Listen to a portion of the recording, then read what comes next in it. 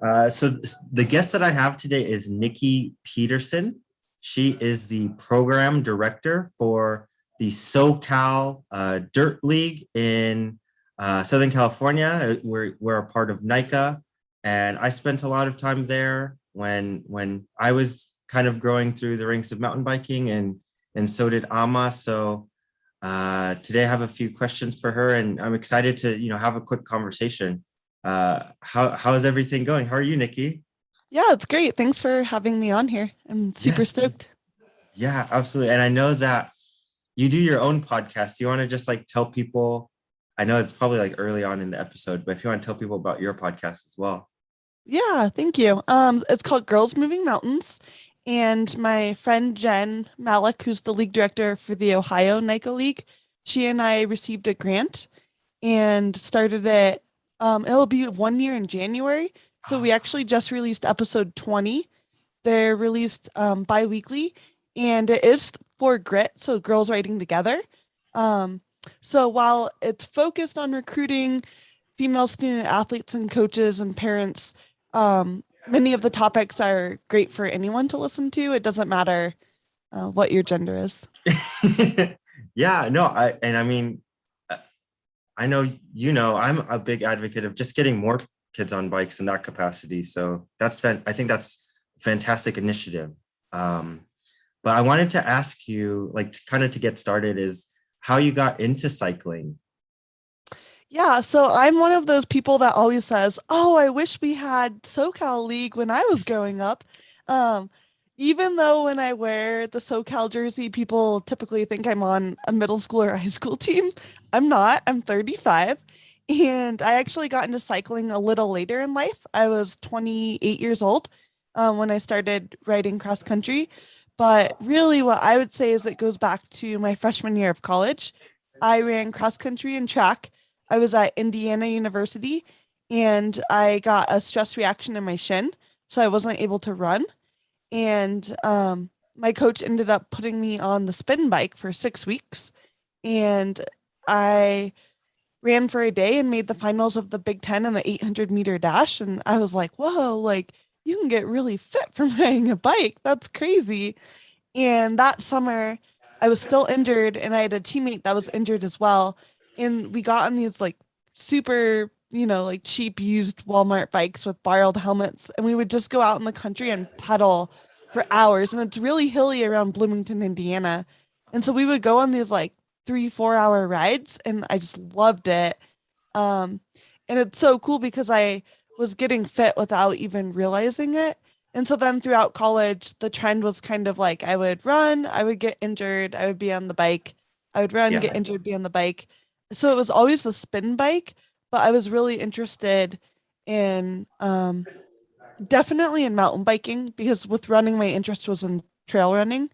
I just really loved like getting out in nature, getting away from like everyday life and people and stoplights and all of that. So I would go out in the mountains and usually take just like dirt roads and go for rides. And I got into downhill riding when I lived in Lander, Wyoming. I Okay. co-owned two coffee shops called Old Town Coffee, and there was a group of guys there that would go do like all mountain trails. And so I very vividly remember borrowing someone's large Santa Cruz bike.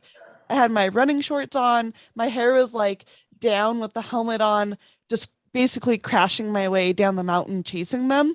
Yeah. And I wanted to get better, so I actually went to Whistler and went to Andrew Shandro's downhill camp at Whistler. Yeah. And like I had been on I had been on a mountain bike less than 10 times in my life probably, and I showed up to this camp, and I was fortunate enough to be in a group of 8 women, Yeah. but every time they would stop, I bet you they waited minutes for me. It No. was like I was so far behind, but by the end of the week I was able to ride with the group and in the group and lead some of the sections. So Oh just my. seeing that progress like got me hooked. Yeah. Sorry, this is really long. No, this is honestly, Okay. this is really great background. I didn't know this. Okay. You. Yeah. Yeah. And so then I went back to work at the coffee shop, and I was so busy with work. I was working like 100-hour weeks. I had bought a mountain bike. I also had a salsa Thai Via because I wanted to get into bike packing and bike Yeah. touring. Yeah. But honestly, my bikes were in the garage most of the time because I was working so much. Mhm. And so I made the decision to leave the coffee shop to enjoy life, I guess. And I moved to Sedona, Arizona for 6 months, like knowing it was temporary. But obviously, for those who have been there, it's a really awesome mountain bike destination. And I was managing a coffee shop, and a coworker and a customer were these super rad women that offered to take me out on the mountain bike trails and teach me how to clip in and climb because I could not do that at all. No. And then I did a session. Her name's Corey. She's awesome. And Corey like suggested that I try a race in Phoenix. And Okay. so I was like, I like I raced in college. I'm competitive. I'm not fit and my skills are terrible, but I know how to suffer. So I'm going to Yes. sign up for the expert class. No. So I raced expert my first race, Did but you I win? ended up getting no. I got like sixth out of 19 women though. That's really So I good. was just off the podium and that was it. I was hooked. And Yeah. so that I ended up racing the Team Big Bear series that year, like my first year racing, and then went to USA Cycling Nationals because it was in Mammoth and got second place. Um, and then was like, I guess I'll go pro. So I petitioned for my license and got it with a silver medal, and then that's it. That's that's incredible. Okay, so now so you started off running, and you know what? We have a few athletes that they do cross country and then somehow they end up at the bike, whether it be from injury. And I actually have a super similar story. I ran varsity cross country in high school, and I had hip issues, I had knee issues. I was just my body was like I was fast when I was doing it, but your body kind of breaks down. So, but we see so much of that fitness transfer over, which is like Yeah. so cool. And then, And they are similar sports, like being endurance sports, obviously. And so I think you do have that similar mindset and work ethic. And like you typically get that same like runner's high kind of. I don't think it's quite the same on the bike personally, but yeah. um it's it's nice. So, and that I think that I love that once you were, your friends took you downhilling and then you determined like, hey, this is something I want to do better at. You like immediately signed up for You're whistling. getting some help, getting some coaching, because I don't think a lot of people do, take that step so quickly. Yeah, and like my personality is one where I definitely dive into things like when I'm interested and passionate, but also like I love learning, and the best way to learn is to like A, find mentors, and then B, like be vulnerable that you don't know everything.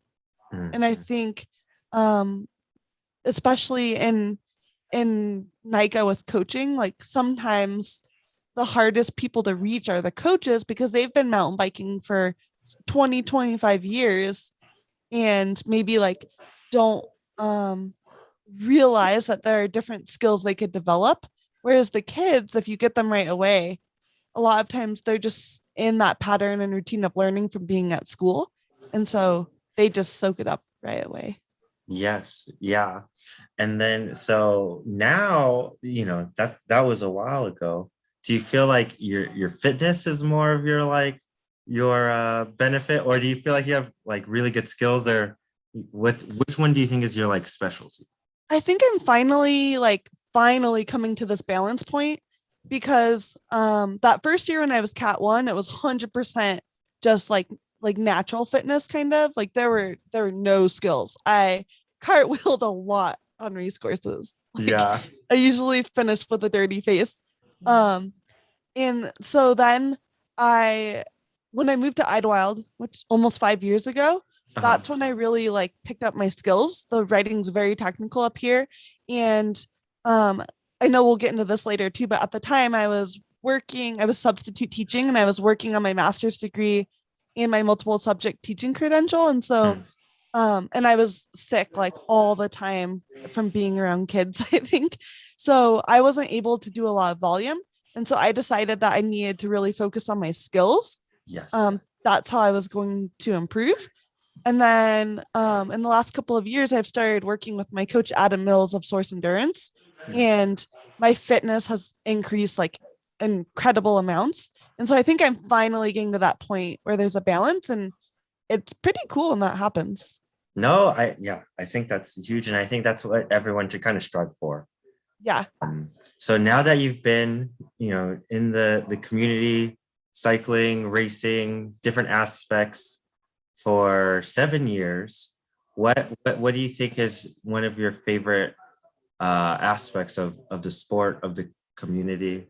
Oh, 100% the people that have come into my life. Like, um, so when I first started racing pro, my first year I was traveling to all the races, like not on a team. Technically, I was on Team Ride Biker, but it was kind of when it blew up a little bit.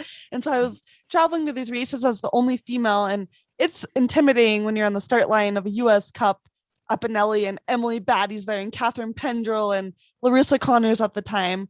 And I didn't know what I was doing. I didn't know what gear to select to start with. I didn't know any of that. And to be quite frank, I was in the very back of the pack because I probably had no business being a pro that first year.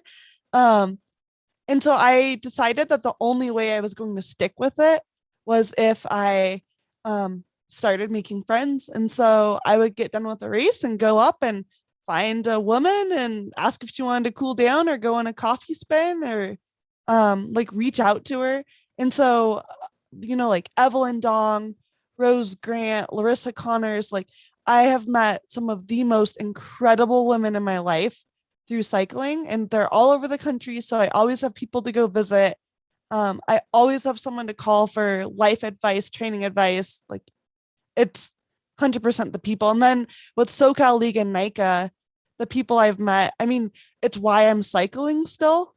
Also, like NICA really brought back that love of mountain biking for me. And so the people I've met, like through the SoCal League specifically, too, have just changed my life.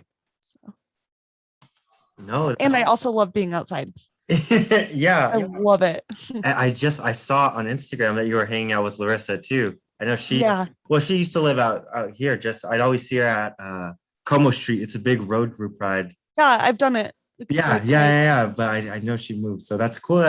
Yeah, I think cycling definitely like brings people together and helps them stay together. And I feel like NICA is a big part of the reason why I'm still riding as well. Um, so yes, thank you for all that. So I know that well, a couple of years ago, I had done an interview with Matt Gunnell, who was Yeah, I listened to that episode. yeah, yes, yeah. I mean, I've known him, I think probably like 6 years when I had done that, because of course, going through the league, the league was really small when I started, only a Yeah. few hundred kids.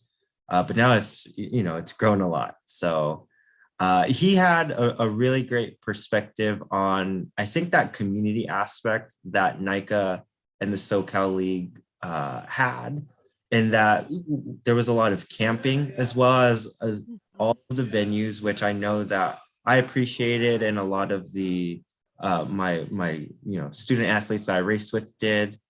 Um, and you know what? I know we jumped into this a little bit, but it sounds like you owned a coffee shop, you were teaching.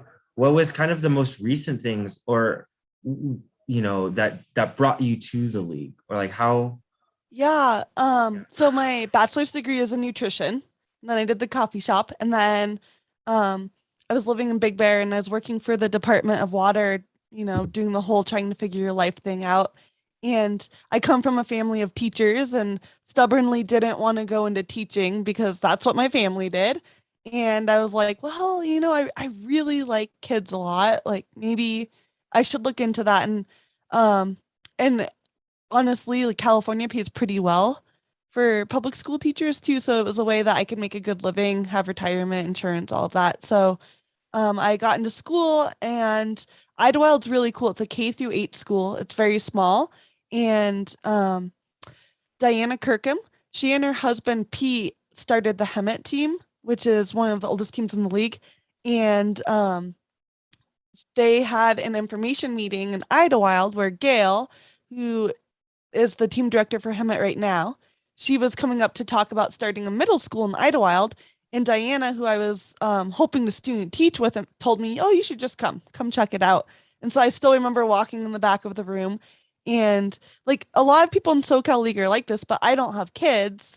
And so you're in the room with all these kids and their parents, and the coach is there, and I just remember watching the presentation and being like, "Oh, this is rad. Like, this is what I want to help with." And so I started helping with the team. I was mostly up in Idlewild, but I was driving down to Hemet often to substitute teach as well. And so I would drop in on some of the high school practices there too. And as many people know, Matt Gunnell used to be very involved on Facebook. And so he found out I was coaching and friended me and started, just like commenting and liking like my practice pictures and all of that. And then the first race I went to at Lake Paris, he asked if I would start the race. And so my Yorkie Fisher and I got to start the girls race. And then he reached out and asked if I wanted to help be involved in the GRIT program, so girls riding together, because that was launching. And and then all of a sudden he was asking if I wanted to coach at summer camp. And then I was on the board of directors, and pretty soon I was volunteering, like it felt like 15, 20 hours a week, not all the time, that's not true, but it was like more and more and more.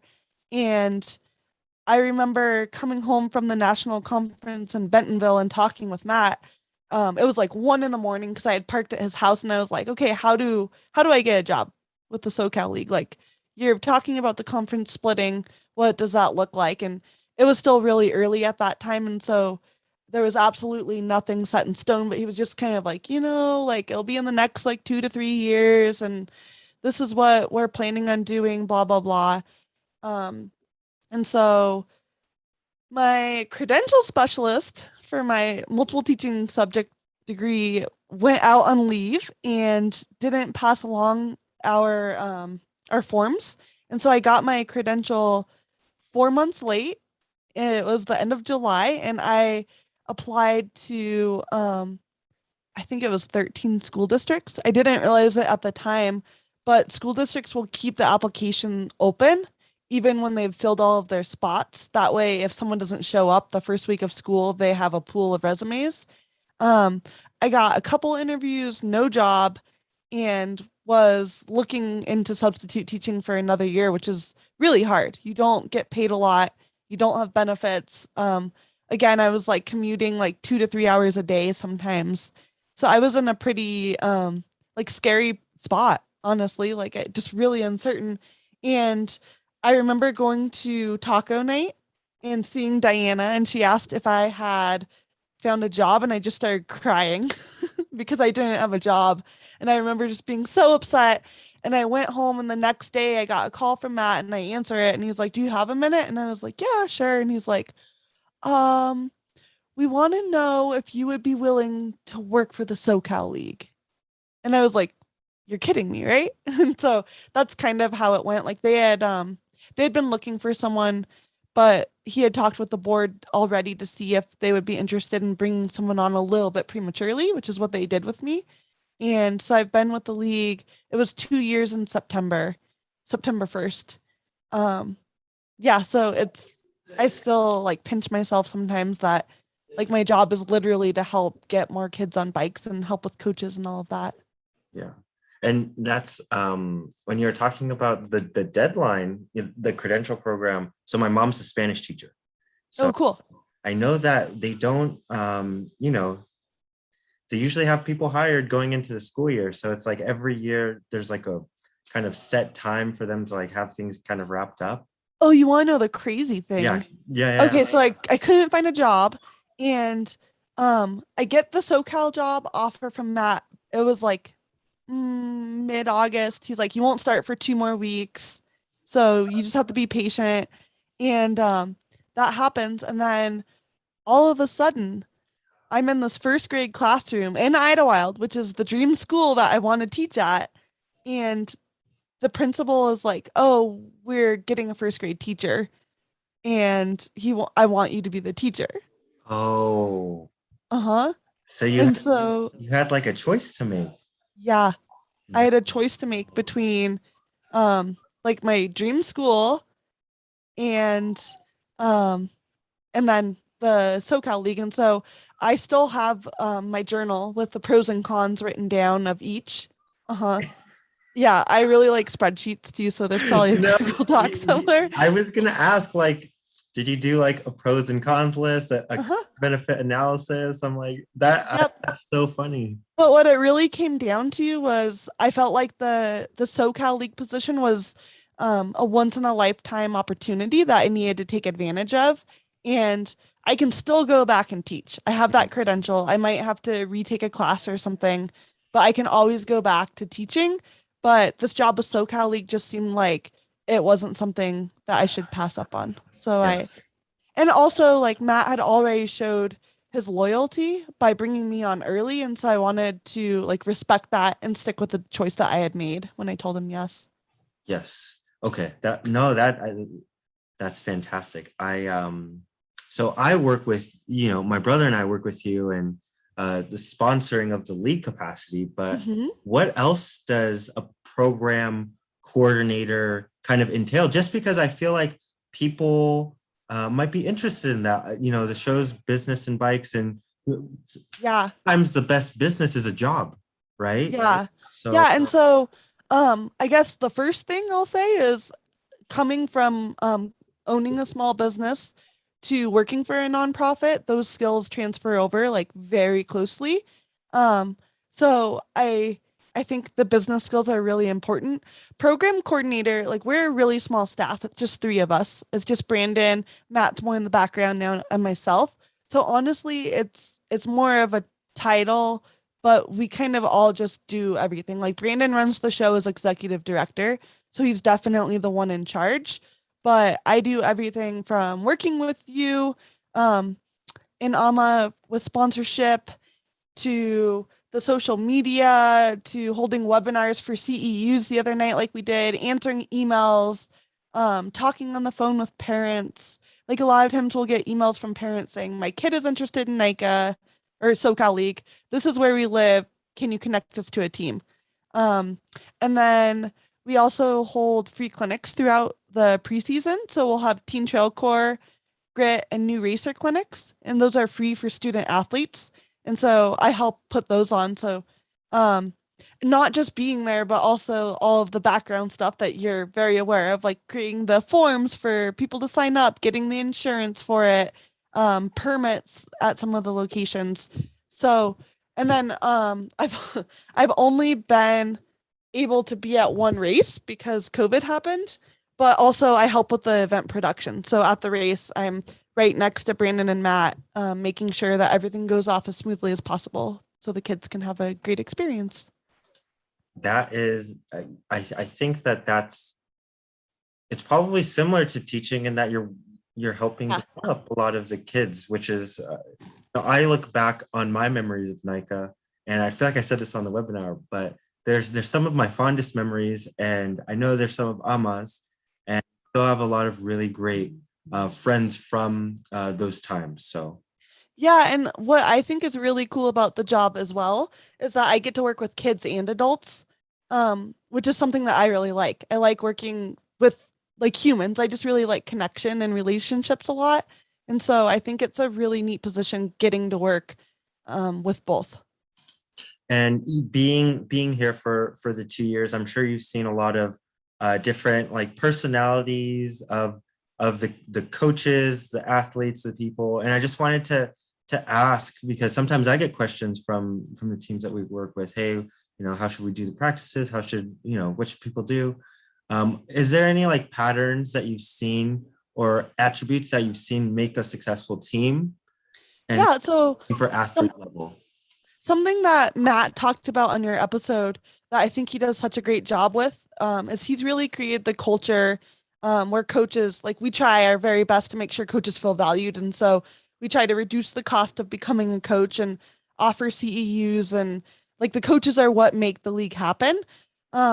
But something that I really like is we have these guidelines for how teams should run, but then we let every team still make their own decisions. So some teams are run exactly like a small business to the point where they have their own bank account and they have people that do their taxes and all of that.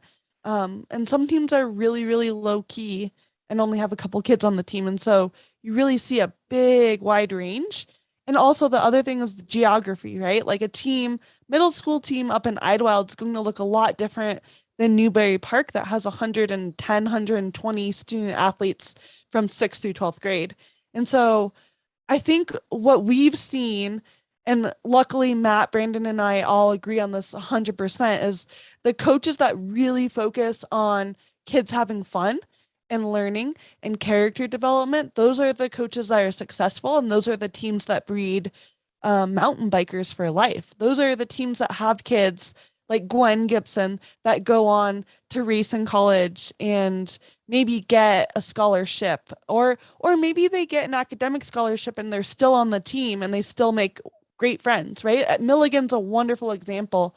There's so many SoCal League kids there and they're all different levels racing, but they've kept that friendship that they made in the SoCal League and they've taken it on to college. And so I definitely think like when fun or safety and then fun, when those are the top priorities, then that's the magic. Oh, that I think that's a fantastic answer. I've competed at a somewhat serious level as a junior, and then Mhm. as a collegiate athlete as well. And I've seen a lot of really talented athletes burn out. And Mhm. whenever we're bringing on a new athlete and we're talking to parents, sometimes the parents are more, you know, Oh yeah. very fired up or about it, and I have to remind them like, hey, we're gonna do our best to make sure that they're, getting to the goals that you want, they want, but we're not going to run a teenager into the ground. And every kid is different. Exactly. And some athletes, they love being out there hours and hours and hours, and they don't want to do anything else. Yeah. But some are, they have to balance school and social life and friendships. And I think Yeah, yeah. that's so important. Absolutely. Yeah. Yeah. I have a couple student athletes that I coach in the Utah League, Mhm. and the dad is great. He's like so supportive, but he is also like very into their numbers and their data and all of that. And he has these twin daughters, and one of them does very well with the structure. She follows the plan like to a T, and the other one is very much more like artistic and social and just like really busy with school. And so it's cool because they have totally different plans. Like the more social one, I keep her rides to an hour or under during the weekday, and they just went 1-2 at regionals for JVA in their conference, and so I just thought it was really cool to show like every kid's different, and there's more than one way to get to a goal. Absolutely. I don't think I could have said that any better. Um, and then so I know for you, yes, you're the program coordinator, but you're also an individual, and I know that you've done some really cool races this year on the gravel side, the mountain bike side. I wanted to ask if you have any, for 2022, this next season, what your plans look like, both on the bike and off the bike. Yeah. So I guess the first thing is like my number one priority is my role with SoCal League, and then my racing comes secondary. And it's cool because that's actually really helped me a lot. Like for me personally, I found that once I focus more on other people, that my results increase, which is kind of cool. But I did have a good year. I was hit by a truck last fall, September 26th. So it's been a year. And I was in bed for a couple of months, no broken bones, but just a lot of stuff happened. And then I've had like a lot of life stuff like other people have had happen in the spring. And so I really wasn't able to bump my volume up at all. I was riding like 6 to 8 hours a week and skipping workouts and thinking about quitting training, and I just like kept sticking with it for a while, and then it started getting better. And there's still a lot of life stuff happening, but I finally have gotten to a point where I've been more consistent in increasing my volume. And so I've come on a lot stronger at the end of the year. But when I made my schedule this year, I decided that I only wanted to go to races that excited me. And so it's been a mix of mountain bike and gravel. Um, I did the Quick and Dirty Winter Series, which was awesome. There were a ton of SoCal kids there. That was really fun. I was way out of shape, still dealing with concussion symptoms and a sore hip and all this other stuff. And so I really started from zero racing there, but it was fun. But my first big race, I went to the Pro XCT in Wisconsin, the Truck Cup, and and then I went to Missoula Pro XCT and then Nationals in Winter Park, and I ended up having my best finish ever. I got 10th at Nationals, which was really exciting for me. Um, and then after that, I kind of just had longer gravel events. So I had the last best ride in Whitefish, Montana, um, which is Jess Sarah. She lived in Encinitas for a long time, and that was really cool because they had asked me to be a community leader for the event, Yes. which basically what that means is they just picked friends, like men and women, that had some sort of connection to their community just to show that it's about more than bike racing. And we actually had a women's ride the day before, and there were women with all different abilities and all different experience levels, and women that were there to race and women that were there just to ride. And it was a diverse group as well. And it's one of the neatest things that I've ever experienced being in the room after the community center because we all went around talking about what bikes mean to us and why we love them. And it was just really cool to have people from like New York City, Idlewild, California, Montana all together over the bike. And sorry, so then I did the Foco Fondo. That was awesome. And I did BWR, the wafer, and then I did the waffle in Cedar City. And the cool thing about that is it was actually on the 25th of September. So it was um, the day before I had been hit. And so what I did is I went on this really awesome road trip. And so I went up to Coeur d'Alene, Idaho, and I did the CDA Fondo, which was a 116-mile road ride, and it was like pouring rain the entire time. And 2 days later, I did this really awesome ride up to Mount Spokane, and you climb like 4,000 feet in 15 miles, and it was like chilly on top, and it was really fun. I would like 10 out of 10, I would do this again, but I ended up getting sick from that. Just I think from being in the rain so long and then riding hard after. And so I wasn't sure if I was going to race Cedar City, and I called Rose Grant to talk to her about it. And she was like, like it's okay to not race. Like, and I got to a place where I was like, I get to make the decision this year if I want to race or not. Last year, it wasn't even a choice. So I'm thankful for that. And I'm okay with not racing. And literally, as soon as I surrendered like that, my cough went away, like within hours. And I still didn't feel 100%, but as long as I didn't have a chest cold, I was okay with racing.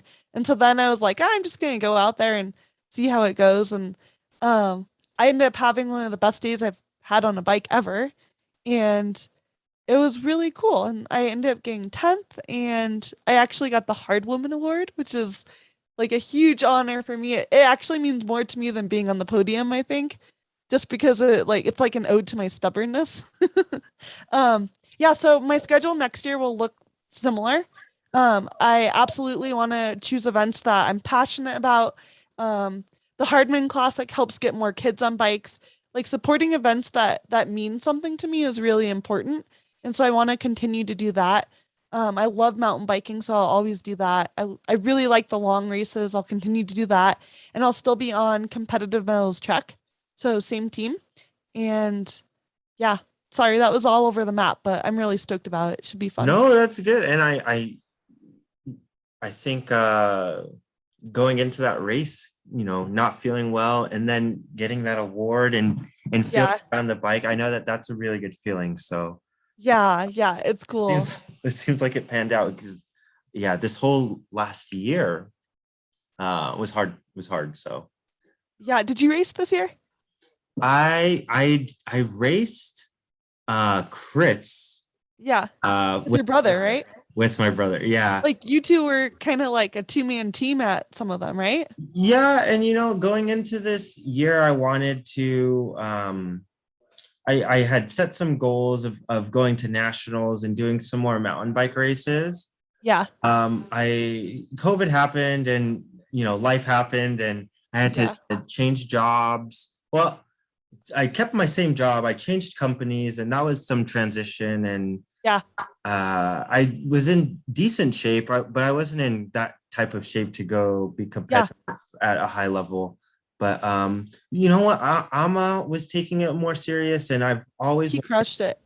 yeah, I've always wanted to help him. So he didn't That's need my cool. help, but I was there, and we had a lot of fun. We That's awesome. Well, and like you said the other night too, like you have to stay fit to ride with your kid at oh my Imperium. So you have no God. choice. It's part of your job. They're so fast.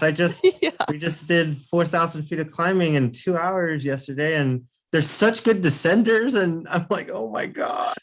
But I have yeah, a friend down in Santa Monica that posted a video of a guy like doing a wheelie on his road bike forever one-handed. Like it was like 4 Instagram stories and he's like, I should have started riding when I was younger. And I was like, yeah, like NICA kids getting the bike for the first time, they're like doing wheelies one-handed. they're It's crazy. insane. I know they can all do wheelies now. Like I can't do a wheelie. I mean, not at SoCal practice. Yeah, not at SoCal practice, but they have the capacity to.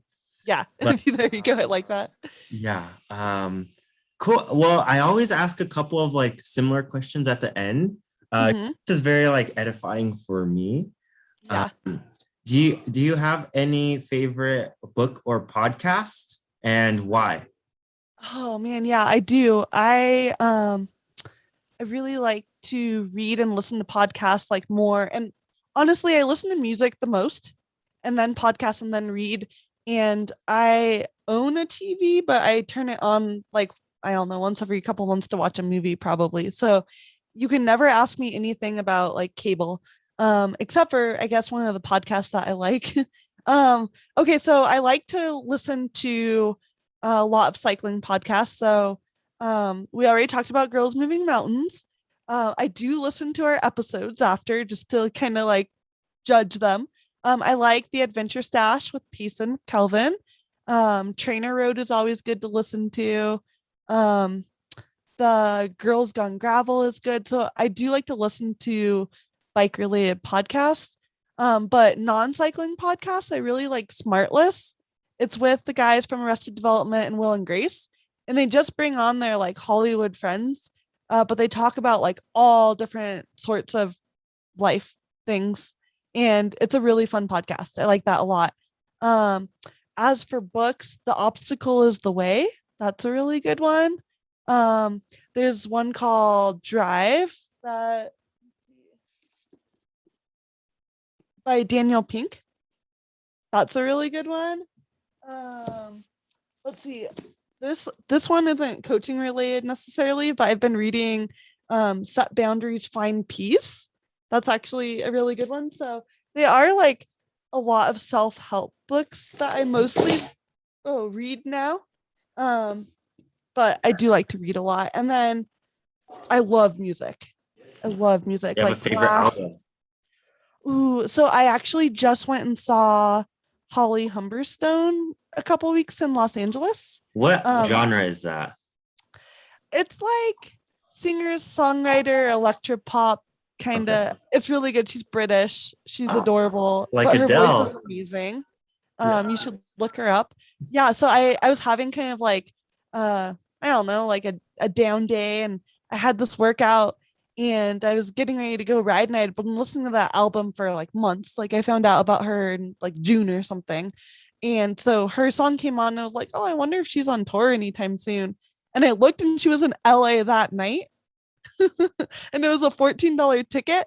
So I went and did my ride up Black Mountain, and you climb up to this fire lookout that's like 200 feet or something. And it was like above the clouds that day. And so I had just this like epic ride, really good workout. And then I went and I drove to LA, left Fisher in the van for a couple hours while I went in, and then drove home. Got home at like midnight and went to bed. Yeah. That's a good day. That's like Yeah. an ideal, yeah. Yeah, I really like I love Bonnie Bear. that. I'm going to see Bonnie Bear next on Friday, so that'll be fun. And then um I like a lot of pop music too. Like Friendship is really good. Um I don't know. I love music. I like Okay. music a lot. No, that's a fantastic answer. I haven't heard of those, but I have I'll spot. send them to you. So I'll text yes, you. yeah, absolutely. And then is there what piece of advice would you give your younger self? It could be like any age, I don't know, 20, 15, 25. Um, I not trying to brag, but I think I've always done a really good job of making sure that I like loved the athletic endeavor I was doing. And so I think the advice I would give is to like keep with that path, to make sure that you're like passionate about something. But I think the biggest advice that I would give to myself is to not be afraid to set big goals and to dream big. And that doesn't have to be results. It can be anything in life too. It can be a career that you want, or um, like a degree or something like that. And so I think um yeah, just don't be afraid to dream big and set goals and work hard for it too. And also know that if it doesn't happen right away, like that doesn't mean it's not going to happen. Sometimes things take longer and you have to be a little more diligent about it. I I think everyone could benefit from that. Yeah. Um, well, thank you so much for taking this Monday evening to spend with me and be on the podcast. And it's such a pleasure having you. Yeah, thank you. This was really fun. This was great. And also thank you, Imperium, for being a sponsor of the SoCal League too. It's been awesome, and it's really cool to see you guys how you came up through the league and you're willing to give back to the league to get more kids on bikes. And so that's something that's really cool. And I think it's good for student athletes too to see that um, there are other avenues besides becoming just a professional cyclist, right? Like you can be a program coordinator, you can be a coach. There's a lot of ways to still stay connected with the community that you meet through the SoCal League. No, and something that you brought up that I hope more student athletes look into is going to a cycling college because Yeah. they are built into a community. They get to explore perhaps another part of the country. Yep. And yeah, there's a lot of benefits there. So yes, thank Absolutely. you for having us. It's been a pleasure. I hope to be doing this for a long time. So cool. Awesome. Thank you, Nikki. Yeah. Thank you.